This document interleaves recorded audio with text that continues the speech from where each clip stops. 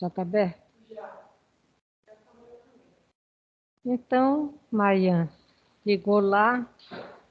Você está gravando, já estou gravando. Bom dia para vocês. Bom dia para todos. Estou entregando as provas, as notas hoje, tá?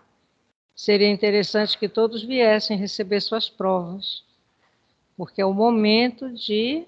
Inclusive, eu tenho 2 provas aqui que eu precisava de revisão automática. Porque o aluno sabe o que ele fez e o que ele não fez. Mais do que ninguém, ele deve saber o que ele fez e o que ele não fez. Então, não tendo, infelizmente, né, a gente, como diz a história, muda essa etapa. Depois nós conversamos sobre um assunto, depois a gente conversa novamente. Fernanda me explica o que é. Não é nada demais.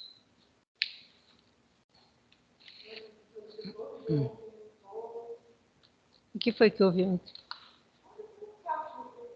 Ah, é aquelas... Eu já sei o que é. Já sei o que é. Isso.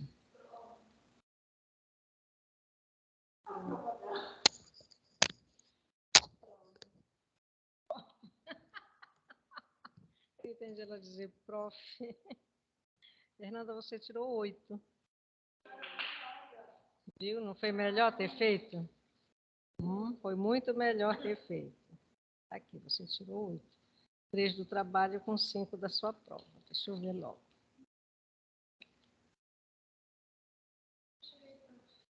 Você tirou, Luana, tirou 9.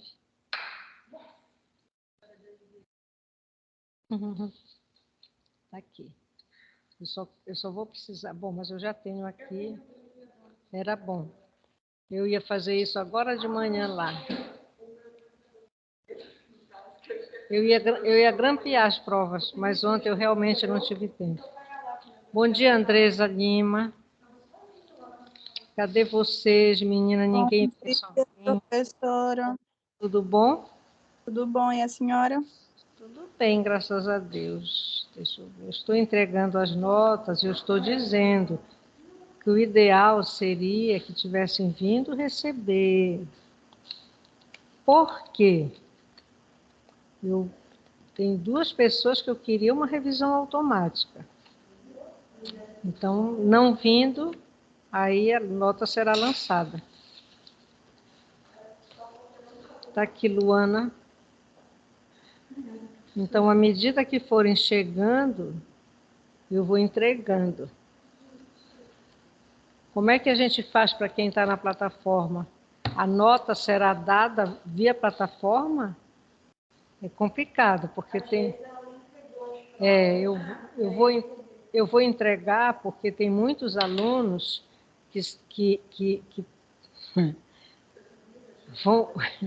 vão se sentir constrangidos da nota ter sido colocada para todo mundo saber. Então, eu vou aguentar essas provas aqui, ainda é cedo, pode ser que venham outros alunos, e depois, então, Andresa, depois você fala comigo, tá? Vai ser complicado passar essa nota um por um, eu não vou fazer isso. Eu vou deixar com a Luana, com a Fernanda, com a Luana, e aí, porque senão eu não vou parar de atender o WhatsApp hoje, eu preciso, né, trabalhar. Luana, você tem aquele material que nós terminamos, depois você vê. É o seguinte. Eu vou fechar, que é para encerrar. Nós tivemos 1, 2, 3, 4, 5 alunos que não fizeram prova. Tá?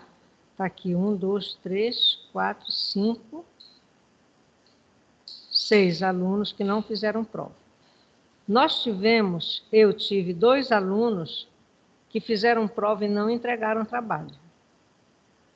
Então, Semana passada, eu até entrei em contato com a Luana, avisando que alguns não tinham entregue o trabalho. Ela disse, professora, veja na sua caixa spam. Eu vi, realmente eu encontrei 4 trabalhos lá, só esses. Exatamente.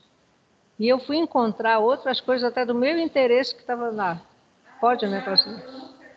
Eu não sei por que eles resolvem selecionar o que eles querem e mandam para lá. Bem, então quem não entregou o trabalho vai ficar com a nota só da prova. Claro, né? Agora, eu gostaria de falar com alguém. Vamos esperar. Se vier mais alguém, bom dia, Viviane, tá? Então, Bom dia, professora. Estava com então dificuldade de entrar aqui na plataforma, mas já consegui. tudo bem. Não, eu estava dizendo que hoje a entrega das provas, das notas, o ideal seria que tivessem vindo pegar suas provas, suas notas. Então, eu já falei que eu tenho 1, 2, 3, 4, 5, 6 alunos que não fizeram prova. Espere lá. 1, 2, 3, 4, 5, 6. 6 alunos que não fizeram prova, tá? Tive 2 alunos que fizeram a prova, mas não entregaram o trabalho. Já procurei esse trabalho até lá na caixa spam, não achei, tá bom? Então, quem não fez o trabalho vai a nota só da prova. E não muda a nota da prova. A prova ficou valendo 7 mesmo, tá?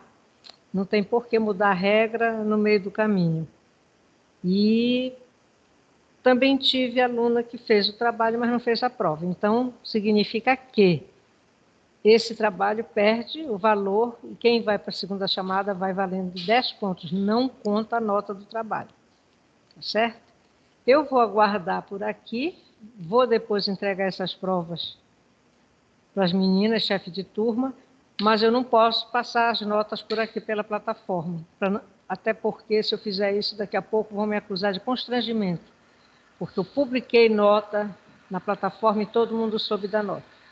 Então, eu vou deixar as notas, as provas com as meninas, tá? Quem for chegando, eu vou entregando. A nossa prova, ela foi tranquila. As notas foram boas. Eu tive 2 notas que eu considerei baixa, né? Deixa eu ver. Eu tive 1, 2, 3, 4, 5. Eu tive 6 que fecharam a prova, 7 pontos. Eu tive 1, 2, 3, 4, 5, 6, 7, 8. 8 alunos com a nota 6. Tive 1, 2, 3 alunos com a nota 5. 5 na prova, tá? Sem o trabalho. E tive uma aluna tirou 4,5 na prova, outra que tirou 4 na prova e não entregou o trabalho. Tá? Agora, Professora, como tem direito a... Minutinho, Viviane. Como os alunos têm direito à revisão automática, a gente tem que entregar a prova em sala de aula diretamente para o aluno por conta dessa revisão automática. O aluno que não vier hoje não pode requerer revisão automática depois. Amanhã é o último dia para lançamento de nota. Então, amanhã todos os professores têm que estar com suas notas todinhas até meia-noite lançadas no sistema.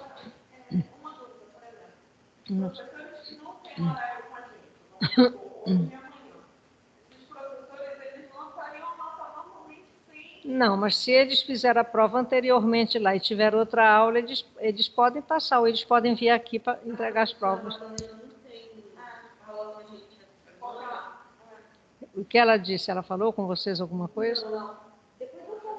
Porque é bom, porque amanhã é o último dia. E quando fecha, minha gente, fecha mesmo o sistema.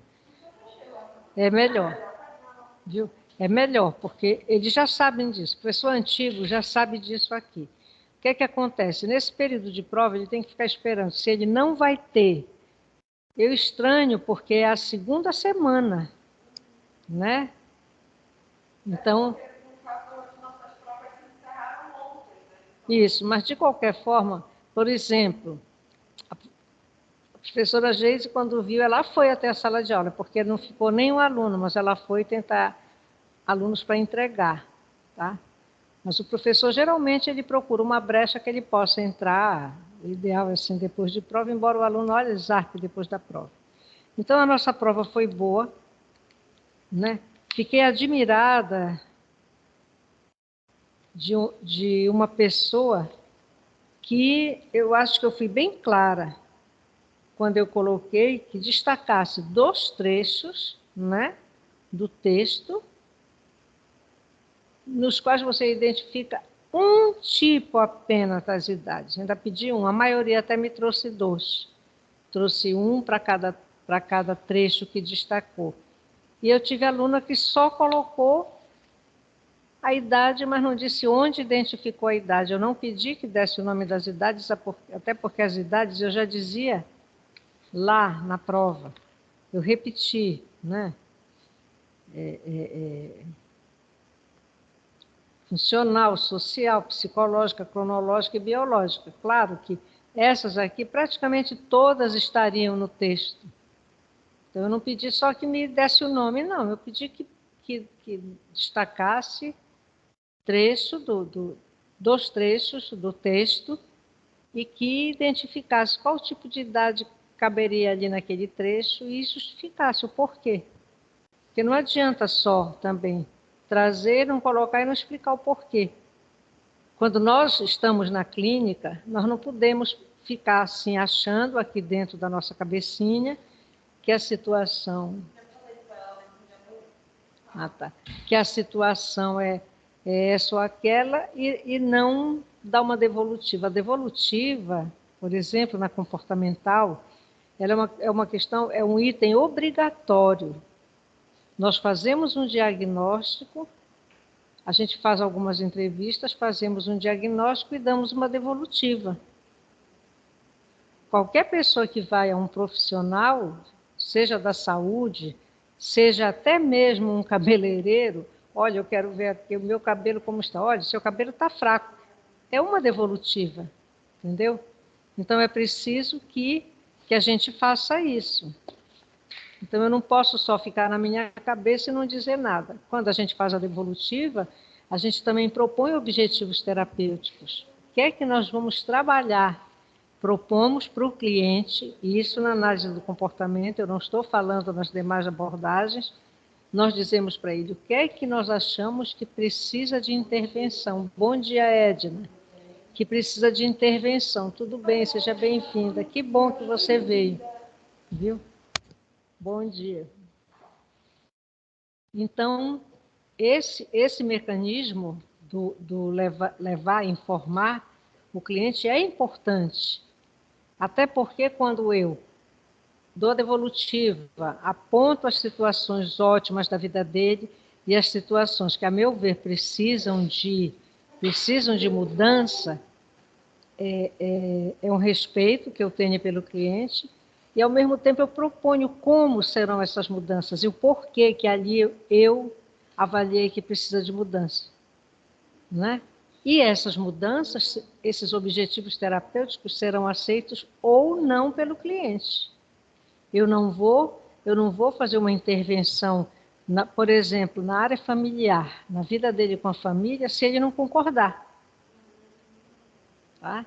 Então, a gente parte do pressuposto que quando mexe numa área, todas as áreas vão ser contaminadas pelo problema. Se eu estou com um problema na família, eu vou ter problema no trabalho, eu vou ter um problema numa relação amorosa, eu vou ter problema com meus colegas de trabalho, eu vou ter problema, enfim, na minha vida toda. Pode ir aos poucos, mas aos poucos essas dificuldades vão sendo generalizadas. Tá? Então, é importante que entendam que quando a gente pede para ler o texto, destaque tal coisa, e coloque lá 2 tipos de idade, isso aí já é um treino para que vocês lá na escuta do cliente de vocês já estão sempre escutando, estão na escuta, não estão pensando em técnicas, não é o momento, mas vocês já estão pensando Que relação isso tem com a queixa que ele trouxe? Que relação isso tem? Por que ele está tão insatisfeito no trabalho? Há alguma relação nisso? Por que uma dificuldade na relação amorosa acaba prejudicando as relações de trabalho, as relações familiares, enfim, até as relações de amizade? Entendeu? Então, isso é para começar a fazer um treino. Por isso é que eu disse para vocês, a partir da idade adulta avançada, nós vamos ter que entrar com alguns artiguinhos, alguns casos clínicos pequenos, que é para vocês aprenderem a fazer esse treino, né? Então, a Edna, eu estou aqui na sala de aula com a Luana, com a Fernanda e com a Edna, tá? Eu vou tirar o som um instante, porque eu vou entregar a prova da Edna. Se eu tirar só o fone, eles não ouvem, não? Tirar o som. Eu vou tirar o som um instante, que eu preciso falar com a Edna, tá bom? Depois eu retorno.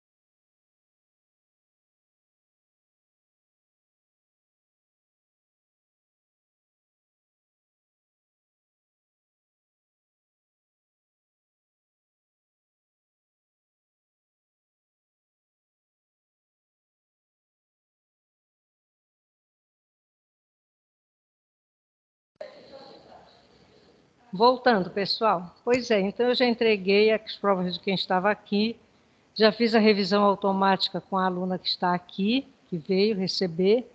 Quem não veio receber, não pode depois reclamar, tá? Porque é dia de aula hoje, vocês não têm mais prova, então eu já voltei. Você viu se pôde colocar, Luana, o conteúdo para a gente andar? Então, pois é, como eu estava dizendo, na turma, eu estou com um 6, eu estou com... Diz, Maria, que eu errei alguma coisa. Só um minuto. Só um minuto.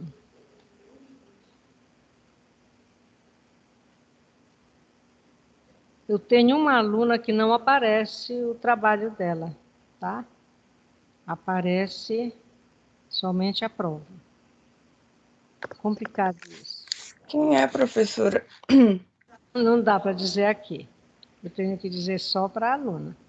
Eu posso passar para a Luana, tá? Mas eu já inclusive avisei antes do dia da prova, eu acho que na véspera do dia da prova, que alguns trabalhos eu não tinha recebido. Alguns foram para a caixa spam, eu localizei, e outros não foram feitos, não foram enviados, não achei no meu e-mail, né? E não achei também na caixa spam. Professora, Aí então, professora, quem Passada, fala, por porque favor? sou eu que estou falando, Sofia. A senhora recebeu o Priscila? meu e do Rafa? Sofia. Sofia, Fale a mais senhora alto. recebeu o meu e do Rafa? Como? Eu tô perguntando se a senhora recebeu o meu trabalho e o do Rafa. Como é que é? Desculpa, eu não ouvi. Eu tô perguntando se a senhora Eu recebeu. recebi seu trabalho. Está aqui computado o seu trabalho. O Ah, tá. professora, Está aqui. Diga, Viviane. professora. Então, ontem, por causa da correria, eu acabei me lembrando já tarde e perguntei no grupo, mas infelizmente acho que o pessoal já estava era descansando, se ia ter aula hoje, como seria, se ia ser entrega de prova ou não, né? E eu estava meio sem saber o que ia acontecer. Aí acabou que teve aula e eu realmente não Eu sabia. acho, Viviane, eu acho que todos os professores já comentaram aqui, e vocês devem ter visto essa semana, que quando Ah, tem prova, na Examais é assim, quando tem prova, o professor que tem aula naquele dia não entra. Inclusive, houve até a situação de outro colega vir, não vi ninguém da turma, porque a prova era mais tarde, não veio ninguém. Então, geralmente, acabou o período de prova, primeira aula tem, não tem por que não tá. ter. E amanhã é o último dia para a entrega Sim. das notas, Agora entendeu? deixa eu lhe perguntar uma outra Aí eu coisa. posso mandar sua nota pelo seu WhatsApp, tá bom? Não, eu posso ir até aí, estou até me arrumando. Professora, eu queria saber outra coisa. Será que a senhora, já que a senhora não pode dizer dos alunos que a senhora não recebeu, a senhora pode falar aos alunos que a senhora recebeu o trabalho? Posso. Recebi da Ana Júlia Costa, da Andresa Muniz, da Andresa Lima, da Cristine Novas, Débora Marques, Edna Souza, Fernanda Santos, Gorete, Isabela Rosa, Jusilene, Luana, Luíse, Priscila Sampaio, Rafael Claudino, Sofia Batista, Thaís Jerônimo, Vivian Rafaele Maia e Viviane Lourenço. Agora, como eu disse, quem enviou trabalho e não fez a prova, esse trabalho perde a validade. Vai fazer segunda chamada valendo 10 pontos. Tanto a segunda chamada quanto a verificação final valem 10 pontos. Tá? Tá certo? Então, cada um que está tudo aí certo, viu prof. quem Ok. recebeu. Tá? Quem eu não dei os nomes é porque eu não recebi. Tá bom? Mas as notas foram boas. As notas foram boas. Se não fosse, não ter entregue o trabalho, eu tenho um 4, que é só a nota da prova, e tenho um 6, que é só a nota da prova, porque o aluno não entregou o trabalho. Tá bom? Sim, Luana, dá para a gente entrar?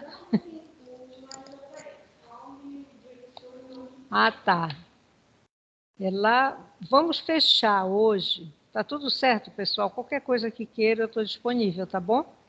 Mas nós vamos ter que fechar aquela idade adulta aqui no desenvolvimento cognitivo, porque é importante, eu vou dar uma repetida nesse conteúdo, porque é importante que a gente fale disso hoje. A situação não está fácil, pessoal, tá? Então, a gente está vendo pessoas numa idade que já seria a idade adulta, mas com pensamento de adolescente. Isso é complicado, isso é preocupante quando a gente trata, como eu digo, nós estamos na área da educação e na área da saúde. É muito complicado. Como é que eu mudo? Tu que mudas aí, Luana? Como é que eu mudo? Tá. Então, como eu disse, o desenvolvimento cognitivo, o estudo dele também tem que ser multidisciplinar. Eu estou repetindo aqui algumas coisas. O estudo dele também é multidisciplinar. Eu não posso pensar só em termos de cultura, eu não posso pensar só em termos biológicos, nós já vimos, a idade é uma variável vazia, ela tem uma importância para determinadas coisas, mas quando eu avalio a pessoa, eu não posso pensar só na idade dela. Então, é multidisciplinar, por quê? Também para cuidar dessa pessoa, a gente vai precisar do médico, do psicólogo, podemos precisar do TO. Quantas pessoas têm com a idade uma certa dificuldade, e vai para TO, que é para, às vezes, faz até atividades, viu, Edna, que são até nem trazem nenhum benefício e deixam de, não dão importância a esses movimentos finos, que é esse exercício com as mãos, com os dedos. Por exemplo, o pianista, ele faz, minha gente, ele tem que fazer exercícios, né? Faz para cá, senão ele não aguenta tocar horas seguidas, fica martelando. A mesma coisa acontece com quem trabalha com informática. Nós, repetitivos, hoje nem é mais LER, hoje já tem até um outro nome, né? Então, claro que na idade adulta ocorrem muitas mudanças, né? Nos processos de raciocínio também. Por quê? Porque nós estamos vivendo, nós estamos em contato. Graças a Deus que a gente pode mudar. Né? Graças a Deus que a gente pode avançar, graças a Deus que nós aceitamos as coisas novas, graças a Deus que nós dizemos assim com orgulho, nunca vi preconceito, nunca tive preconceito, ver fora já vi, até comigo já vi, mas vi de uma família que eu nunca vi minha mãe na nossa casa falar em preconceito, tudo que eu pude ensinar para os meus filhos, eu me sinto muito bem com isso, porque eu sei que a gente criou pessoas que podem estar, né, em contato. Outra coisa, isso tudo são habilidades, que algumas coisas a gente fazia muito bem. Por exemplo, é muito comum um homem, vocês vão ver mais tarde, na idade avançada, ele só trabalhava no escritório, ele gostava até de cozinha, ele até tinha uma certa...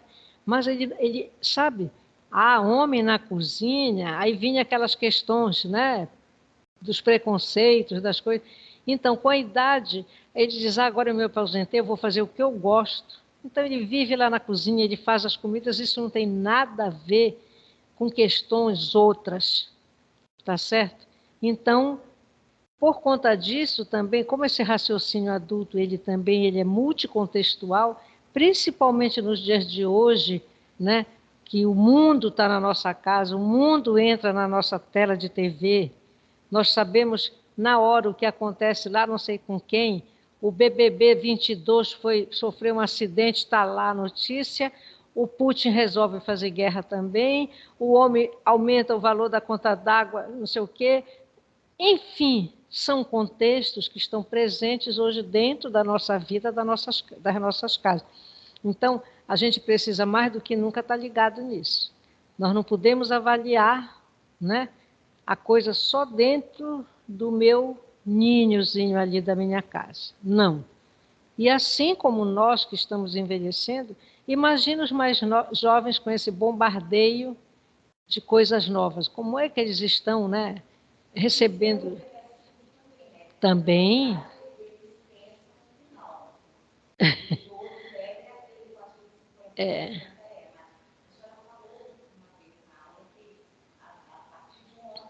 Já está envelhecendo. E tem um detalhe, que isso é verdade. A velhice é mais cultural que biológica. Eu começar a aceitar que eu sinto dor aqui e ali por conta da idade, minha gente, pelo amor de Deus.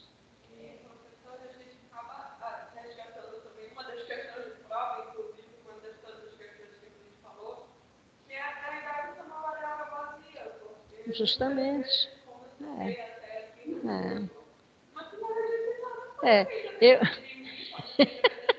Eu, a Luana está falando sobre a questão da prova. Eu até, quando eu estava corrigindo as provas, eu achei que deram exemplo de mim. Eu disse, isso aqui é Eline, sou eu que eles estão falando. Então, vários colocaram. Eu achei muito engraçado. Então, não é, tá? Não é. O que acontecia antigamente é que a força do social era tão grande, isso implica numa outra questão de prova, tá? Hoje já não é mais assim, né? Esse relógio social ele já não é tão rígido como era antes, né? Então as pessoas iam se vestindo daquela roupa de idoso. Hoje não tem mais roupa para idoso, pessoal. Vocês vão ver em um casamento, a avó está linda, maravilhosa, enfeitada, bonita, ela bota a roupa que ela quiser, com manga, sem manga, com mangona, costa nua, e ela está lá linda, não existe mais moda. Eu uso jeans com a idade que eu estou, e um tempo desse, tem uns 2 anos, eu vi uma criatura dizer assim, eu nunca fui trabalhar com calça jeans. Eu fiquei calada, não disse nada. Porque se tem uma roupa que é mundialmente usada por todo mundo, é o jeans, né? Vocês sabem que até hoje, ninguém, nada, moda nenhuma superou a moda jeans. Não superou, é no mundo inteiro, né? Então, a gente hoje já escolhe até sapato que tem a cor do jeans, a bolsa que tem a cor do jeans, né?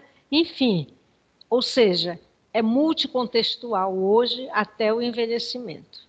E que a gente não vai falar como envelhecimento, a gente fala sempre como desenvolvimento, porque vai estar sempre em desenvolvimento. Então, aí só terminando aqui. Então, compreender isso tudo, conhecer, implica apreciação de como o pensamento e o raciocínio refletem a interação de ganhos e perdas no decorrer da vida. O que é que vai pesar mais no meu hoje? As perdas? Mas os ganhos ficam onde? O que é que eu vou fazer com eles? Eu vou deixar de lado? Não. Então, na psicologia, a maioria dos problemas é assim, quando vem a queixa das perdas, a queixa dos problemas. Até essa linguagem cheia de problemas vividos, a gente não pode reforçar. A gente tem que se manter, escutar. Tem pessoas que reclamam direto, só tem queixa de tudo. Queixa de tudo. Vocês não têm ideia do que a gente recebe na coordenação. Meu God, eu digo, não é possível. Digo, não é possível, meu Deus do céu. Nada serve, diga. Quem falou, Sofia? É a Viviane. Viviane. Professora, a senhora falando de reclamar, né? Na verdade, eu acho que esse comportamento da pessoa estar todo o tempo reclamando, às vezes pode ser até um hábito. A pessoa adquire o hábito de ficar reclamando, né? Então, aí é complicado. A Viviane está dizendo que esse hábito de que o ficar reclamando pode ser um hábito, a pessoa adquire. Viviane, tudo é aprendido socialmente. Se eu convivo com pessoas que me dão atenção, essa escuta, toda vez que eu vou reclamar, e eu vou todo o tempo encontrar quem escute, eu vou reclamar, eu aprendo a reclamar. É muito melhor a gente ver a coisa como um comportamento aprendido. O comportamento aprendido, ele pode ser reaprendido de uma forma diferente.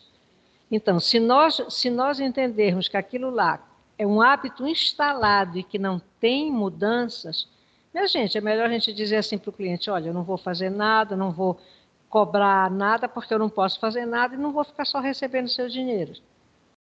Tá? Quando eu penso que é um comportamento aprendido, eu digo, mas tudo é possível de mudança, é passível de mudança, você pode mudar. E vai começar de mim. Por exemplo, se eu pego uma pessoa no meu consultório, chega um cliente que ele adora tomar remédio, Minha gente, eu não posso dizer nem que eu espirrei. Se eu espirrei, ela vai dizer, o que a senhora ficou boa, o que a senhora tomou para passar? Eu não posso dizer nem que eu espirrei. Então, o nosso comportamento modela o comportamento do outro. E a modelagem nós utilizamos na clínica, em qualquer situação que nós estejamos. No hospital, não sei o quê. Eu já vi uma colega dizer que ela atendia uma pessoa no hospital, e quando ela chegava lá, a pessoa dizia, olha, primeiro vamos rezar minha novena. Meu Deus, o momento era do atendimento e não do rezar. Não. Eu respeito, né? Mas agora, nesse momento, eu quero ouvir, saber como você está. Não, ela ficava meia hora rezando a novena porque a criatura disse que queria rezar com ela naquele momento. Ou seja, a paciente, no caso, controlava o comportamento da profissional. Vocês estão entendendo? Então, conviver não é fácil. A gente tem um momento de calar, um momento de escutar, um momento de falar, e nós temos que estar ligados que tudo que nós fizermos no momento do atendimento, nós podemos estar reforçando aquele comportamento que a gente julga, né, entende como inadequado. Julgamento não, porque nós não podemos julgar. Entendeu? Então, se eu aprendi, como é que tanta coisa a gente muda? Deixa eu dizer uma coisa para vocês. A gente nasce sozinho, com os pais, cresce, casa. Se nós nunca casamos, nós nunca tivemos ninguém morando com a gente, nenhum companheiro, nenhum marido, como é que a gente aprende a viver com uma pessoa que nós nunca vimos antes? Né? Nós, prova maior, nós não nascemos com filhos. E quando a gente tem filhos? Tem algum manual? Manual para ser mãe de primeiro filho. Manual para ser mãe de segundo. Nós vamos ser mãe, minha gente, é na marra mesmo, lá no batente com o moleque. E a gente aprende. Então, é uma mudança na nossa vida sem tamanho. Nós irmos aprendendo aos poucos a ser mãe. Nós aprendermos aos poucos a ser mulher, esposa, amante, amiga, sei lá o quê. Quantas pessoas novas entram no nosso círculo de amizade? Quantas se vão? Né? Agora, o que eu vejo é assim, a gente não pode achar como uma pessoa que fica dando murro em ponta de faca, porque tudo que dizem para ela, ela leva para outro caminho. Ela vive estressada, ela vive irritada, porque eu não aprendo, mas eu vou aprender, porque eu faço tudo. Não, ela ensinou que o que vale é o dinheiro que ela tem. E as pessoas querem se aproveitar dela por conta disso, mas quem deu as pistas, nessas pistas foram dadas por ela. Entendeu? Então, muito cuidado, né? Não estou dizendo que a gente não pode, né, rir com o nosso cliente, podemos sim brincar. Um momento a gente escuta uma história engraçada, a gente pode até dizer, menina, conta de novo, mas é verdade isso. A gente tem esses momentos, né, na terapia. Mas muito cuidado com o que o nosso cliente traz, o nosso paciente traz, para que a gente não esteja reforçando aquele comportamento. Né? Por exemplo, quando nós temos períodos mais apertados, quer descarregar? Ai, será que vai dar? Então, nós precisamos, o que é que eu ia falar, que eu até já me distraí, depois eu volto. Então, vamos lá, pode mudar. Eu volto depois. Nós já falamos sobre a abordagem pós-formal, que foi quem falou, foi o Piaget, o estágio formal, é quando chega na idade adulta. Os seguidores do Piaget falam de um estágio pós-formal, tá? Então, já um novo, na idade adulta, eu só não cheguei no formal, mas eu desenvolvo habilidades também durante aquele estágio que os neocognitivistas chamam de pós-formal. Tá? A psicométrica nós não utilizamos, poucos esses testes de QI, eles não têm validade sem uma entrevista que fundamente para poder avaliar a entrevista e o que foi produzido, né, naquele teste pela pessoa. De processamento de informação também está mais para verificar a informação, a memória, aliás, a memória como chega, como se mantém, se sustenta, né, os dados que foram aprendidos ou se são perdidos, enfim. Mude, por favor. Importante aqui nesse material, que eu acho que é o que tem de mais importância, é esse raciocínio pós-formal. Ele é caracterizado como dialético, por isso ele é entendido como um processo mais avançado do desenvolvimento cognitivo. Nós não buscamos verdades absolutas. A verdade da Luana é uma, da Edna é outra, da Fernanda é outra. Eu não posso pegar a minha verdade e entender que o que eu vivi, o que eu sou, as experiências que eu tive, tem que ser iguais às de vocês ou de vocês que estão na tela. De forma alguma. Eu não posso pensar que essas verdades são imutáveis, não. Eu posso ter 5 clientes com 18 anos, eu vou ver que os 5 clientes são diferentes. A verdade de cada um vai depender da vida de cada um, do que eles trazem, do contexto deles. Tanto é que a gente disse, a idade é uma variável vazia. Eu não posso me basear num CAI porque eu tenho... Não, eu tenho uma ex-aluna, que eu gosto muito dela, eu sei as dificuldades que essa moça atravessou, e ela está tendo uma atuação profissional fantástica, ou seja, ela conhece muito da vida. E um dia eu disse para ela, olha, é importante a teoria, tem que ter, mas tem que ter experiência também de vida. Aí ela disse um dia para mim, ela disse, Eline, é verdade, a maioria que chega com problemas nos relacionamentos, seja familiar, seja afetivo, e ninguém vai chegar lá e dizer, olha, eu estou com um problema no meu mecanismo de defesa, ou eu estou com um problema no meu reforço positivo. Não vai dizer isso. Eles vão falar da vida deles, né? Então, o surgimento desse raciocínio, que é caracterizado como pós-formal, desenvolvido, e ele é mais gradual, ele vai ocorrendo, ele não ocorre só porque eu cheguei nos 23 anos e fiz 24. Não, ele é um processo contínuo, às vezes lento, às vezes não, por isso, né, pode ser gradual, enfim. E ele é dependente das experiências Professora? particulares. Diga. É que nem tipo assim, eu convivo e também tem na minha família gente da mesma idade que eu que age muito infantilizado, sendo em fala, em posicionamento. A gente que está em outra, sabe, do outro lado, a gente fala, meu Deus, o que essa pessoa não cresce? Aí depois a gente vai entender, né, que também tem a criação dos pais. Quando os pais são muito protetores, a pessoa ela tende a ter insegurança, não consegue tomar decisão, se torna dependente emocional em alguns casos. E a Isso gente mesmo. vai entender depois. Isso é que eu digo, quando você começa a ter uma luz, quando você começa a avançar até no curso, você vai entendendo, né? A Vivian, Rafael, ela está falando, né, de 2 pessoas, e aí está entendendo que, digamos, aquelas dificuldades, elas têm relação com a criação. Foram pessoas mais dependentes, né? Enfim, e vai ter. Pode não ter, né? Por isso é que eu digo que a gente lida sempre com probabilidades. Nós não lidamos com coisa assim, não vai acontecer tal coisa. Não, é provável que aconteça tal coisa. Quando vocês fizerem um relato de alguma coisa, vocês podem dizer, olha, eu pensei que aquilo ali poderia ser atribuído a tal coisa. Poderia, né? Diga, Viviane. Então, essa fala agora da Vivian me retomou a ideia que a senhora fez lá na frente, que a senhora disse assim, que nós não podemos julgar o nosso paciente, né? E que aí a gente, não julgando, a gente tem que também considerar todo o contexto, né? Que ele Justamente. vive, né? Se eu coloco, a Viviane dizendo que eu falei sobre não julgar, se eu coloco o meu julgamento, já é uma ideia pré-concebida.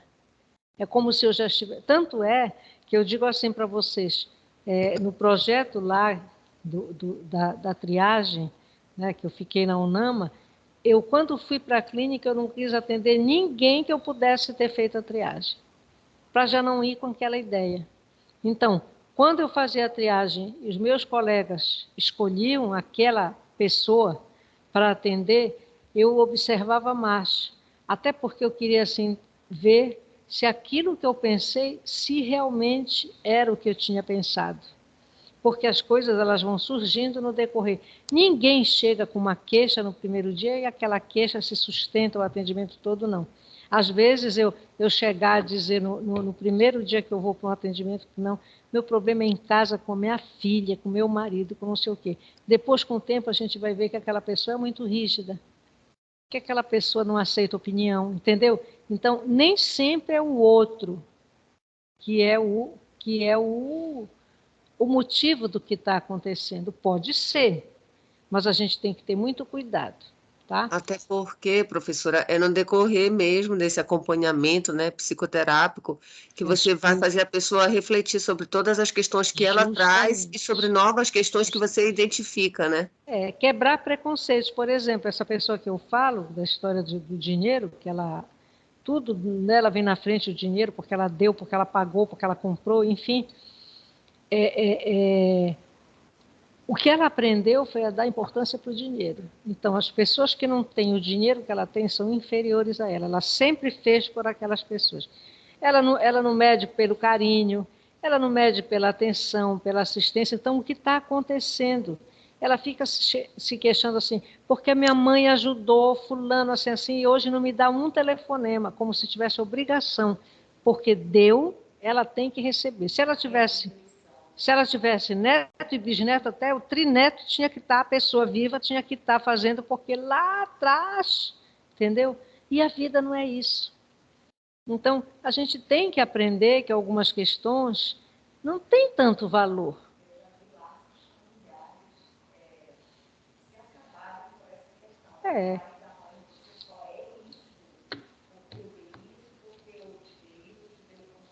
Justamente, é complicado isso.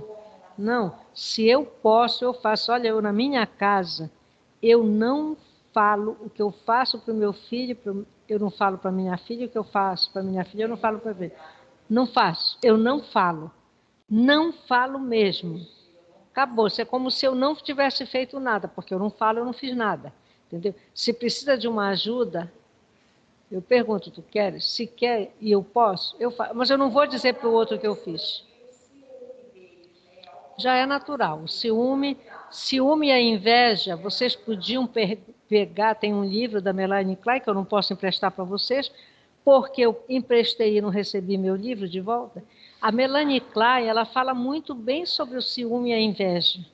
O ciúme, ele ainda é um sentimento que é natural. O ciúme, não aquela posse do outro, mas a inveja, pessoal, a inveja destrói. O ciúme eu quero o outro e a inveja não.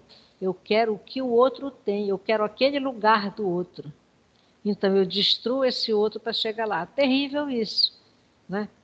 Eu nunca fui da psicanálise, mas uma coisa que eu fiz era eu lia realmente o que era falado assim, em sala de aula, né? Quando a gente deu personalidade, psicopatologia, porque a gente precisa também entender essas coisas. Então o ciúme ainda chega a ser um sentimento saudável. Claro que tudo tem excesso. Quando chega ao excesso, nada é saudável. Mas a inveja não. A inveja, eu quero o lugar lá da Eline, né? Então, eu não quero a Eline lá naquele lugar. Aquele lugar é meu. Então, tira a Eline. Nem que para isso precise destruir a Eline. É muito complicado. Isso nós não podemos fazer. Vivemos isso sim. Então, esse surgimento, como eu já disse, é mais gradual, dependente das experiências particulares, subjetivas também, tanto as experiências que a gente vive lá fora, como o que eu ganho, o que eu perco, o que eu avalio, como eu defino essas experiências que eu vivi. Por isso entra a nossa subjetividade. Então, depende também da educação e ele deveria ser mais equilibrado. Evitar confusão, evitar disse-me-disse para criar problema com outro colega, tá? Então, o raciocínio pessoal, ele pode ser afetado pelos interesses, responsabilidades e experiência da vida adulta. Isso, o raciocínio moral, porque a ética, ela é importante, queira ou não, pessoal, a ética vai ser importante. Dizer que eu não tenho ética, não sei. Vai depender de trazer. O que é que a pessoa entende como ética? Eu tive um colega que no primeiro dia da aula de ética, no dia da Fernanda, foi pegar água, vou já espirrar.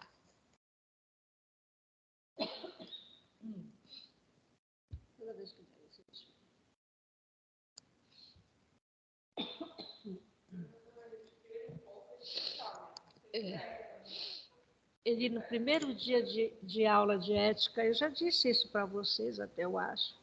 Ele estava sentado atrás de mim, mas a gente ficava conversando nos intervalos, e ele disse para mim assim, que bom, né, Eline, nós sermos apresentados para a ética. Ele disse, eu não sei o que é ética. Sabia que era...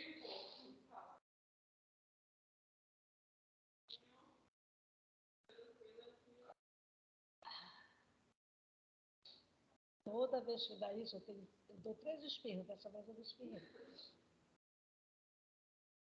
Obrigada, Fernanda.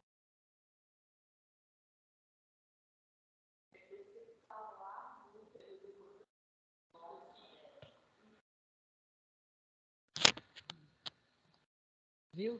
Então, eu achei interessante aquilo.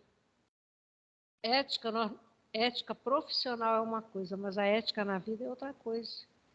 Nós aprendemos ética quando nós respeitamos os nossos familiares, quando a gente respeita um animal, né? A gente gosta do animal, a gente protege o animal. Isso é um comportamento ético. Dizer que eu não tenho ética na vida, vamos sentar e vamos conversar. Como é que você se comporta? Né?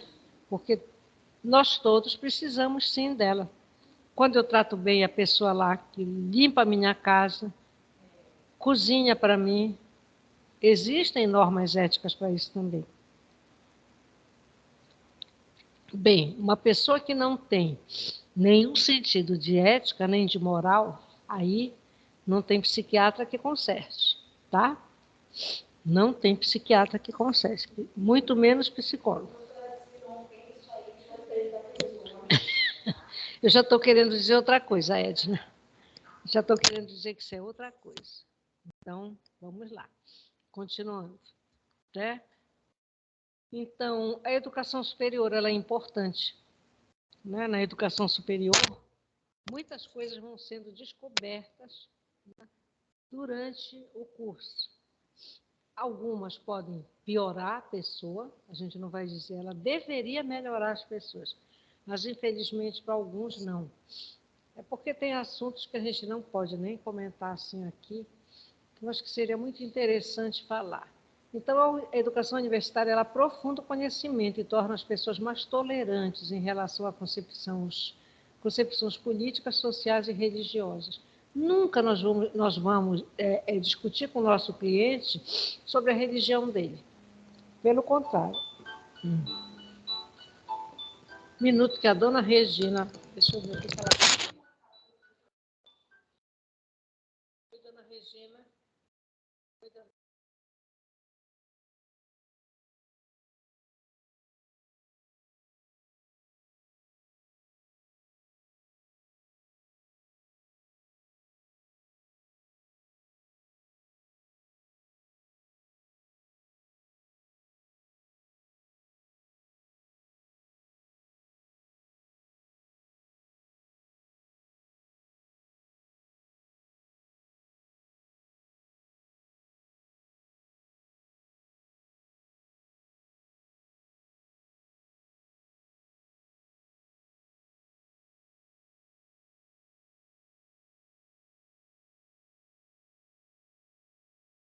Ah, tá. Eu atendi um telefonema aqui da dona Regina, aí estava no mudo.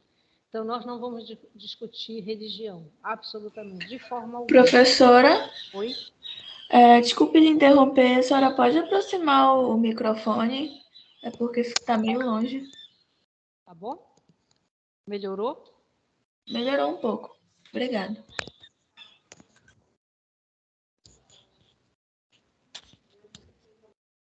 Melhorou agora, Luiz? Melhorou. Para mim melhorou. Estava meio longe antes. Tudo bem, é que esse tira e põe o bichinho é todo molengó. Entendeu? Então, o que a gente pode conversar é se aquela crença está trazendo algum prejuízo, se a pessoa não está bem com ela. Eu já vi uma situação dessa, né? E que depois se arrumou direitinho. Ela, o que está havendo aqui? Tá? Então, também a experiência universitária deveria fazer com que as pessoas aceitassem mais as atitudes e ideias de outras pessoas. Eu não tenho por que impor o que eu penso. Não, eu falo para vocês o que eu acho que é melhor, mas é na cabecinha de vocês, na subjetividade de vocês, que esses conceitos serão entendidos até, né, e trabalhados, se vão ficar, se não vão ficar, vocês vão fazer como que um crivo deles. Mas o importante é pensar nisso sempre na relação com o outro, né? Outra coisa são os eventos da vida. Maternidade e paternidade deviam contribuir para o nosso desenvolvimento, para melhor enquanto pessoa, né? Enfim, contribuir para novos padrões de pensamento, que nós vamos construir outra pessoa quando a gente é pai e é mãe, né? Então, como é que nós vamos fazer isso? A gente vê hoje, minha gente, pais brigando porque uma criança de 5 anos, ainda não tem 6, só quer viver com o celular na mão. E um acusa o outro, e a criança está lá no celular dela. E eles vivem brigando por causa da criança, a culpa é dela, a culpa é dele, e está lá. E quem colocou esse celular na mão dessa criança? Então, são os limites que hoje não se tem mais. A falta de limite leva a outra coisa mais grave na vida. Pessoas que vão crescendo querendo impor suas vontades. É difícil. Como nós vamos trabalhar isso? Aí sabe o que é que acontece? Leva a criança para a psicoterapia, quando quem devia estar lá era pai e mãe, honestamente. Eram os dois, sentar, aí sim, bora lá. O que é que vocês estão fazendo de certo? Que vocês consideram, o que é que vocês estão fazendo de errado? Um empurra para o outro. Tem que chamar. Quando atende uma criança que a situação é essa, tem que chamar. E um não desautorizar o outro. Então, quando um casal vai mal, o que pode acontecer? Para ganhar, espera ganhar o afeto do filho, faz as vontades e desautoriza o outro. Se o outro disse, não, você só vai pegar nesse celular depois que você acabar a sua refeição. A outra vai dar o celular. Está desautorizando. Então, eu não estou fazendo uma coisa seríssima hoje, a necessidade de mostrar que existe um outro que tem que ser obedecido e que isso está nas regras sociais. Nós só vamos poder viver em sociedade se nós respeitarmos essas regras que estão aí. Mas hoje a gente está vendo o quê? Cada um faz o que quer fazer o que quer. Quando a gente diz assim, olha, isso aqui não é possível, mas professora, a senhora tinha que me atender. Eu digo, mas não sou eu, é a direção. Aí entra com requerimento, faz um jornal para pedir a mesma coisa que eu já disse que lá não autorizo. Não, nem entro mais na questão. Pega, digo, pode encaminhar para lá. Está entendendo? Ou seja, não adianta. A gente está falando a verdade, dizendo, porque há anos isso vem sendo feito dessa forma. Não adianta, a pessoa passa por cima, já expliquei, vai. Quer ir lá? Pensa que o professor Reinaldo vai receber? Vai o documento, acabou-se.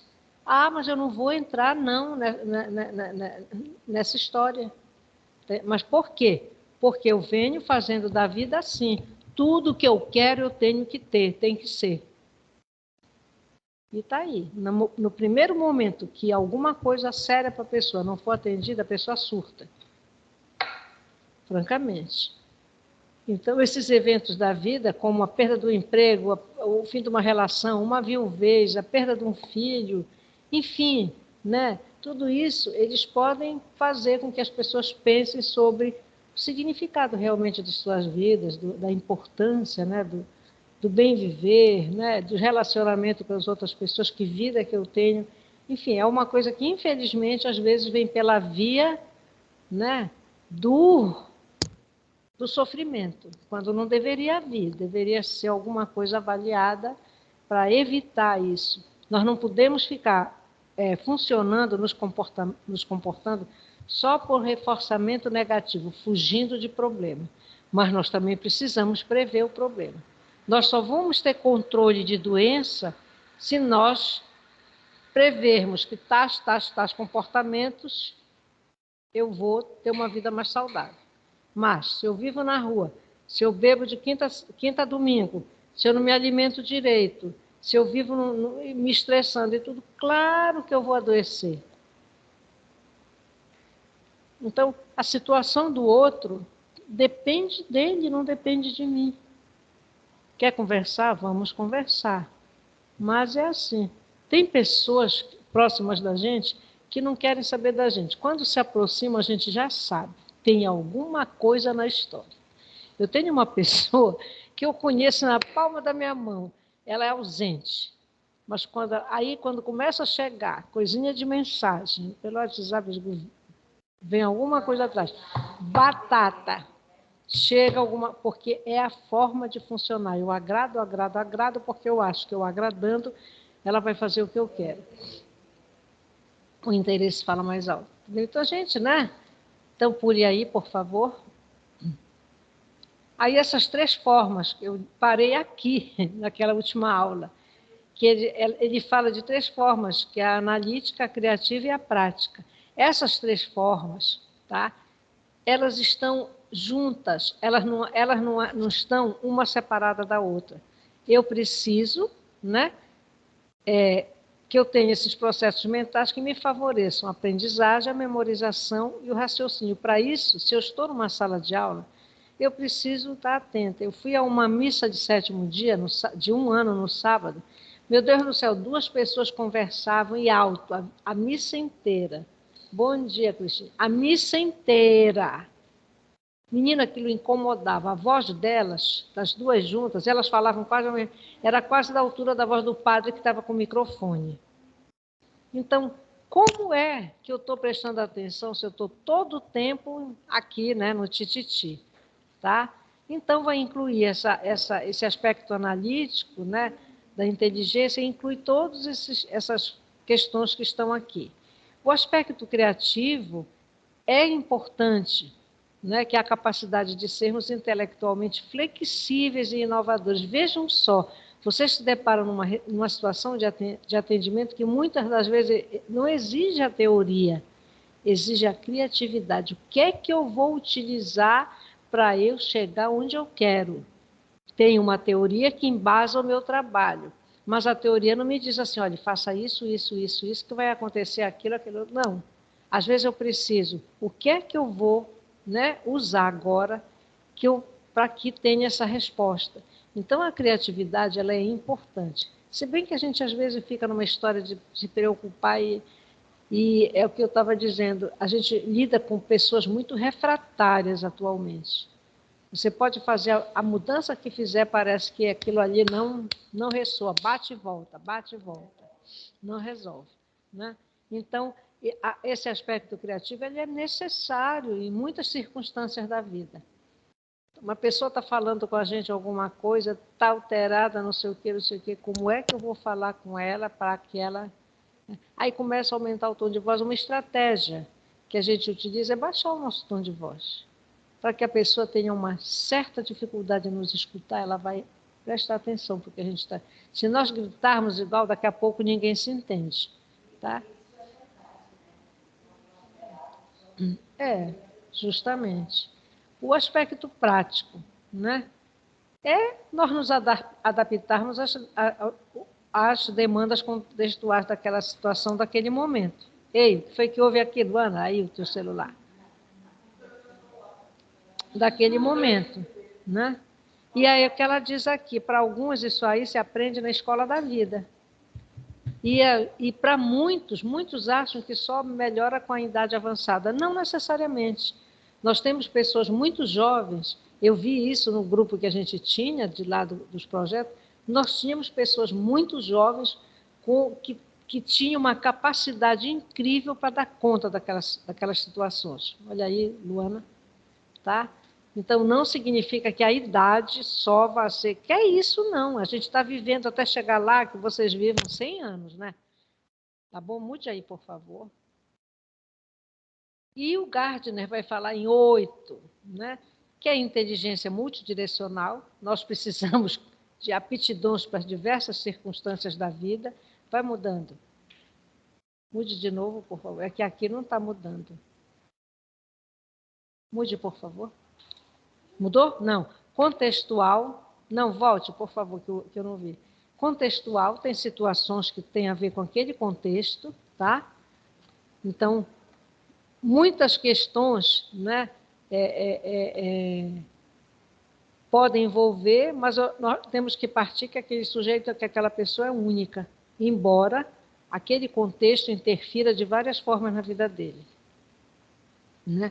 Por exemplo, ela dá o exemplo aqui da mãe na fase do ninho vazio. É muito comum mães que se dedicaram só para os filhos, para criar os filhos, não saibam sair daquela situação. Eu posso dizer que a psicologia entrou na minha vida dessa forma. Né? Quando eu fui fazer o curso, meus 2 filhos já eram formados. E minha filha foi para Campinas fazer uma pós-graduação na PUC de Campinas. Meu filho,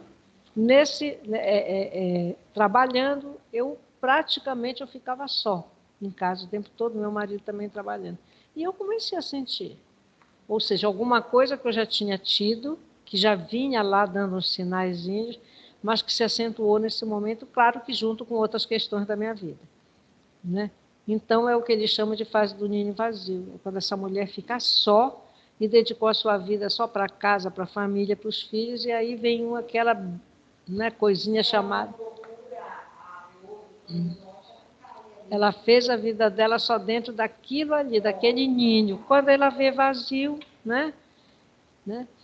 Outra coisa também, às vezes, é uma aposentadoria. A pessoa só aprendeu a trabalhar, não sabe fazer outra coisa a não ser trabalhar. Aposentadoria é um caso sério. Aposentadoria é um caso seríssimo, pessoal. Né? Então, tudo que está aqui, nível de instrução, a renda se cai, normalmente aposentado no Brasil fica com uma renda mais baixa, começa a saúde a sentir, tem a personalidade, a estrutura psíquica da pessoa que é de uma forma e não está se adaptando àquelas mudanças. Adaptação é necessária, mudança vai ocorrer sempre na nossa vida. A gente nasce sozinha, vive numa família, depois casa, somos só 2, vêm os filhos, constituímos nossa família, o tempo vai passando, os filhos vão saindo, a gente volta a ficar só 2 e de repente a gente se vê sozinho. Entendeu? Então, é preciso uma estrutura psíquica que dê conta disso tudo, pessoal. Não é fácil, não. Dizer, não, quem vive só aprende que o isolamento é o melhor. Melhor uma vírgula. Tem momentos que estar sozinho não é nada de saudável. Não traz tranquilidade, traz muita tristeza, traz solidão. Eu digo mesmo, eu falo com o Gael, o Gael só falta...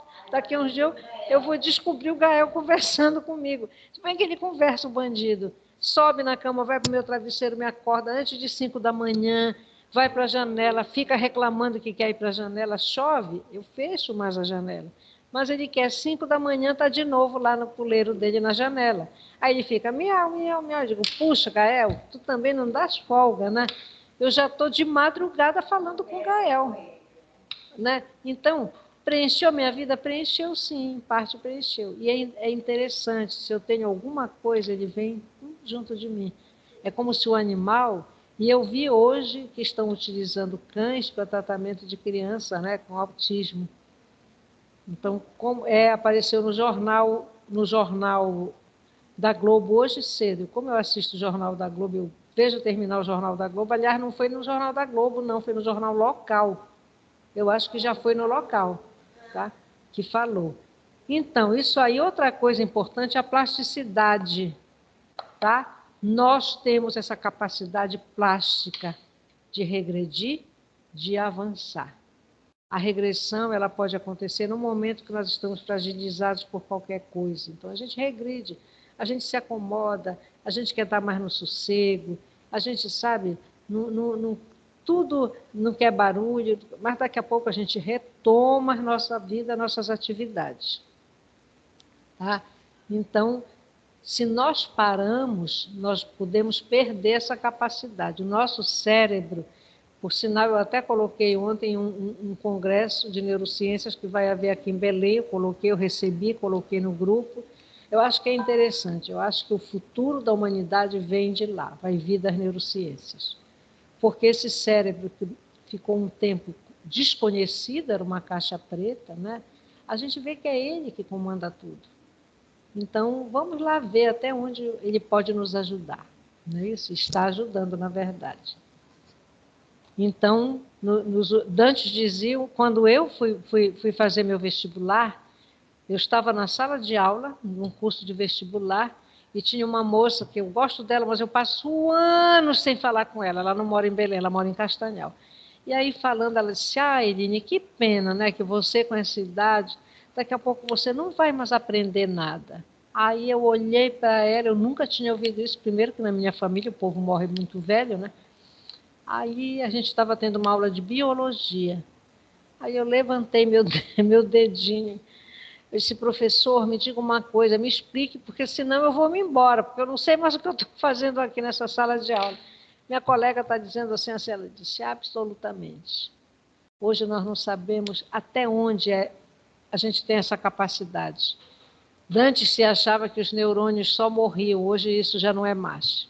Né? Então, hoje já se sabe que essas células neuronais elas podem, né, se reproduzir, enfim. Vamos lá. Eu só sei que existem várias situações que estão contribuindo para a melhoria da qualidade de vida ou para a melhoria da vida do idoso.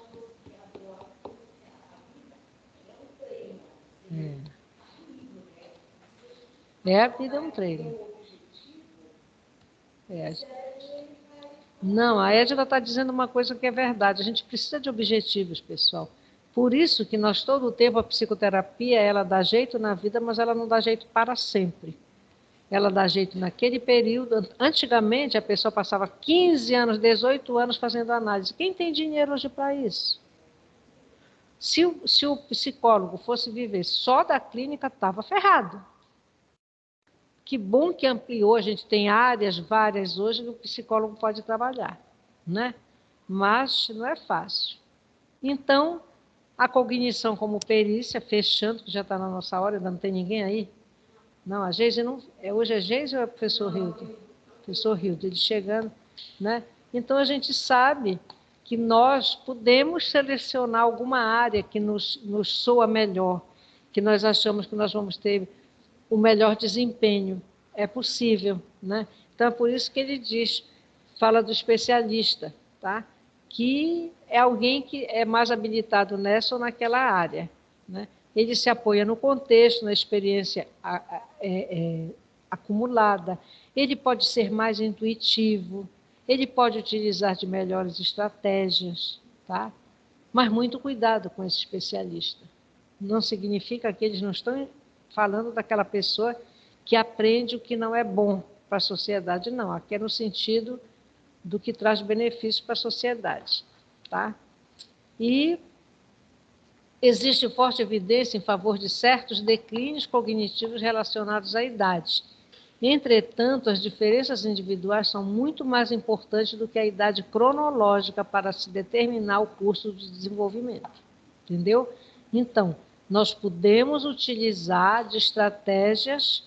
Eu posso sentir, se eu fico só na minha casa, sentir que eu estou esquecendo mais das coisas. Eu vou utilizar de estratégias para que eu não me sinta perdida na hora que eu esqueço de alguma coisa, para que eu não ache que aquilo ali eu já estou tendo prejuízo cognitivo, vou ter um Alzheimer, já é um começo de Alzheimer, enfim.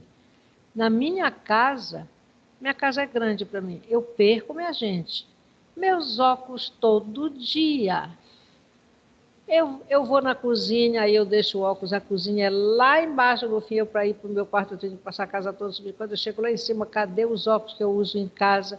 Aí volta, desce de novo. Quando eu estou descendo a escada, eu penso, ainda bem que eu estou fazendo esse exercício de descer a escada.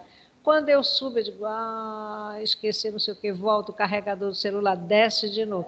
E cada vez que eu subo, cada vez que eu desço, o Gael sobe e desce comigo. E tem um detalhe, ele vem pelo ladinho e tchum, passa à minha frente. Eu tenho ainda que ter cuidado para não tropeçar nele.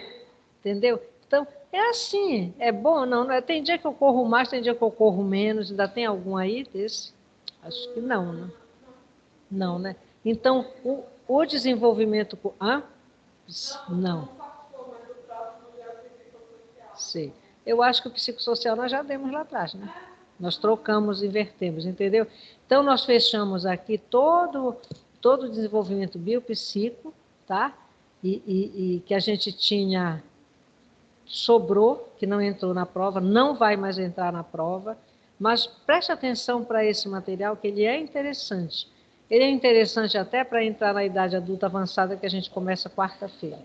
Minha gente, eu vou deixar as provas, eu vou grampear e deixar contigo, tá? Tu antes de... Eu tenho grampo lá, eu vou grampear, vou deixar contigo. Cristine, deixa eu entregar a sua prova. Você tirou 0, Cristine? Cristine tirou 0. Professora, então a prova vai ficar com a Luana? Quem está falando, fale alto, porque agora quem não está ouvindo sou eu, Elizabeth. Sou eu, prof. Então a prova vai ficar com a Luana? As provas vão ficar com a Luana. Ah, porque não deu. Eu não coloquei aqui para você. Por que, professora? Então, meninos, um beijo até quarta, hein? Tá? E eu vou deixar as provas aqui para a Luana. Já sabe, quem não entregou o trabalho não tem nota do trabalho, tá? Um beijo, professora. Parabéns. Ok, um bom dia. Beijo, beijo, beijo. Tudo de bom. Bom fim de semana. Realmente.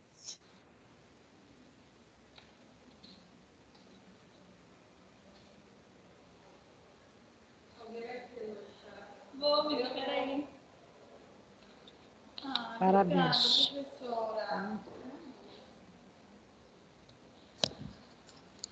professora. Regina me chamando. Então, fecho o microfone, né?